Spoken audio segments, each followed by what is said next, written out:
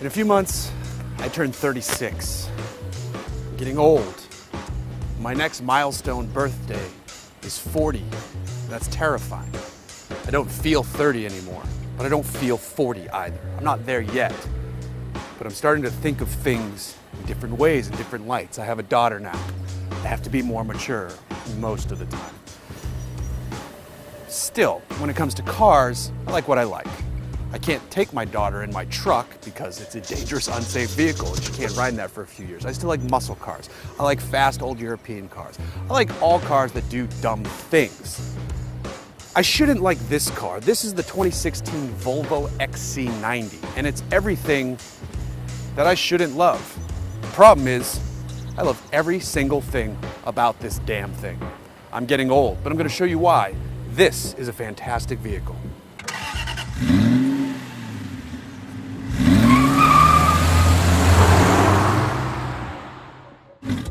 I get a slew of cars that come through my driveway and my garage. It's a perk of the job. I enjoy it. I enjoy getting new cars, be it a Lamborghini, a McLaren, the latest Kia, anything. I like them all. I like to find out more about all the cars that are out there on the market. Not every car that comes through my driveway and my garage do I fall in love with, though. Most of them are good. It's hard to find a bad car these days. But for me to actually say, man, if I had the money for that car, I would buy that car. This is one of those cars. This is the 2016 Volvo XC90. And yes, I'm telling you right now that I love a 7-passenger, 3-row Swedish SUV. What can I say? This car is brilliant. Under the hood is an inline 4-cylinder engine. Now, you might be thinking to yourself, that's quite a small motor for such a large vehicle. And you'd normally be right. But of course you know about the wonders of forced induction. There's supercharging and there's turbocharging. This one has both of them. It's twin charged. There's a supercharger and a turbocharger. With their powers combined, this Captain Planet of an engine makes 316 horsepower and 295 pound-feet of torque, and it routes that energy through this 8-speed gearbox here out to all 4 wheels. It's a good combination. When you're leaving the line, the supercharger is the one that does most of the heavy breathing. The turbocharger has to spool up, as turbos are wont to do. The supercharger handles torque, delivering it out, giving the engine the air that it needs to breathe efficiently to create its power. So at slower speeds, the supercharger does that. Now, once you build up some speed, the turbocharger takes over because it's spooled up, it's on boost, it's good to go, it's ready for action. The supercharger at that point disengages itself. This way, it's not stripping the energy of friction and efficiency. It backs off, it disconnects, and it lets the turbo in the engine do their dance. The result is magic. Polestar is using this engine in the sedan and wagon version of the 60s level Volvo, the S60 and the V60. And I believe that new engine that people are just test driving somewhere on the other side of the country is making something like 345, 350 horsepower. This is a 4-cylinder, 2-liter engine we're talking about here. That is so awesome. I long for the day, I don't long for it, I look forward to the day when we do 200 horsepower per liter. Remember when 100 horsepower per liter was a big deal? Get ready for 200 horsepower per liter. Now on the outside, another thing this XC90 is going for, besides this lovely powertrain, is the fact that this is one damn good looking vehicle, especially in the R-Design version that we're driving here. So it gets sharper looking wheels, it gets Pirelli Scorpion tires on those wheels, and it wears this awesome blue paint with the satin finished silver mirrors. The effect is wonderful. Visually, from the outside, I feel like the Volvo XC90 looks visually slimmer than anything that Germany has to offer. It probably weighs as much. Luxury vehicles are heavy. This is a premium luxury vehicle, so all the parts and the leather materials and all that stuff adds up weight. The all-wheel drive system probably isn't light, you know, all this stuff. But we have a 4-cylinder, the aforementioned 4-cylinder engine under the hood, and just visually, this thing looks, not only does it look sharp, it looks lighter than the competition. There are a few drive modes you can opt for. There's a little drive mode wheel down here. I'm in Comfort, which is the standard one. You can go into Eco if you just hate yourself. There's an off-road setting that if you go over 25 miles per hour, the vehicle will lower back down because it does have air suspension and it can adjust that. But there's dynamic, so I'm about to switch it into dynamic. I'm not gonna change the amount of pressure I'm giving the pedal, but it instantly downshifted. I didn't change the pressure my foot was giving, but the throttle response sharpened up, the transmission dropped a gear, and the whole thing got sharper. On turns, speaking of dynamic, there's not a lot of body roll. This thing stays pretty flat through the corners.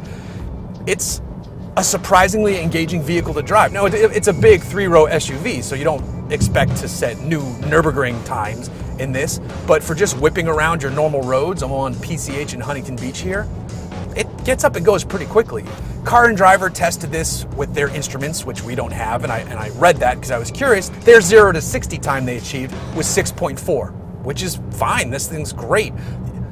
I'm happy with that. I don't need a lightning fast thing. Now, that said, if Volvo offered a Polestar version of this, I'd be happy to sign up for that. Since this is a Volvo vehicle, you'd expect it to be comfortable. You're right, it is. These seats are wonderful.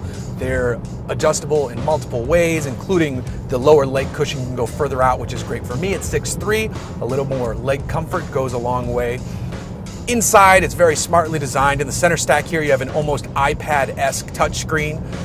It works easily. It detects where your finger is nice and simply. You slide it to the left. You've got plenty of the features of the car. In the middle are the basics, you know, nav, audio, your phone, the sound experience, which you can adjust. And then if you go to the right, there's more things to adjust. It's very smart. It makes sense. It took me 2 minutes of using this to figure it out, and it's easy, and I love it. It's a great setup. And it minimizes buttons in the cabin. There are basic buttons. There's quick buttons you can hit for defrost. There's quick buttons to adjust the track and the volume. That's all you need. The HVAC is easy to get to, even though it's in the touchscreen. It just pops up quickly. There's no delay. It just goes and does its thing. Now here in front of me in the gauge cluster is something almost Audi-esque with the nav in between the rev counter and the speed. If I plugged in a destination, the nav would get bigger. You can't force it to do that like you can in the Audi system, which is fine. I mean, I can pull the nav up over here. The Audi system is a little more slick, but this one is, if it's a step behind it, it's, you know, a snail's pace of a step. It's right there. That made no sense. Snails don't step, so whatever. It's literally on its ass in the race for making technology better in your cabin. So as you'd expect, this thing isn't cheap, but it's probably a lot less expensive than you think. The base version starts at just over $43,000–$45,000. The one I'm driving is incredibly nicely equipped, and it's at $56,000. I feel like that's an excellent price for a vehicle like this.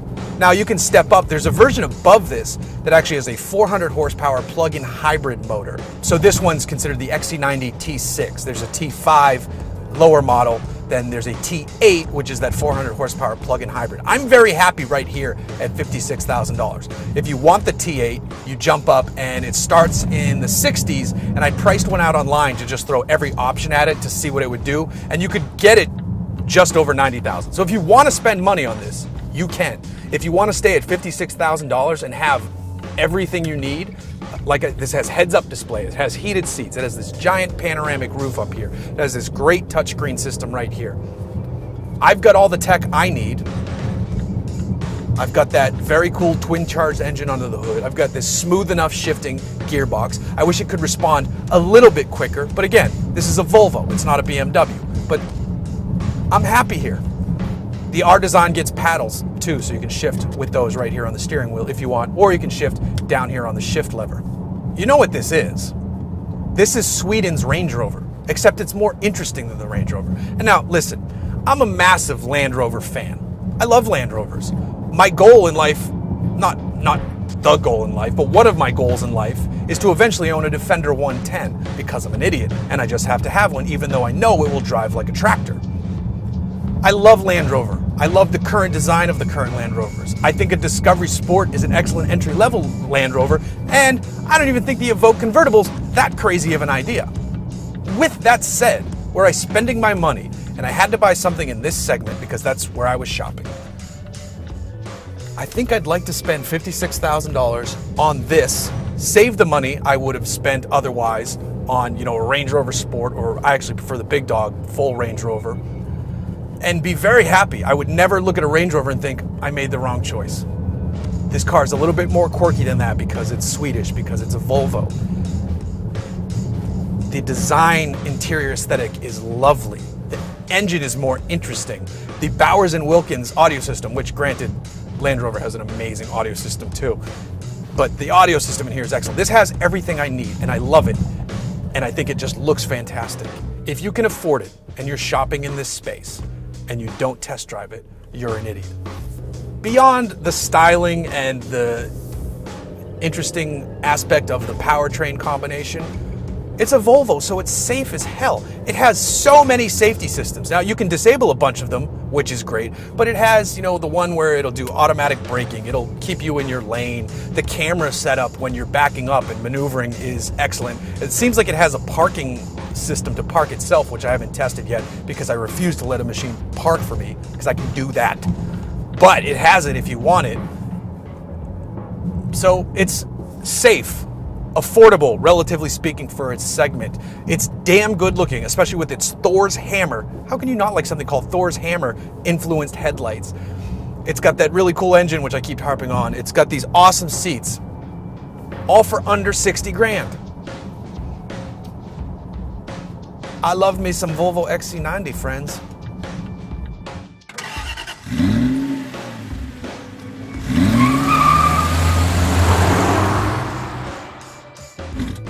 The only way this car would be better is if it were in my driveway.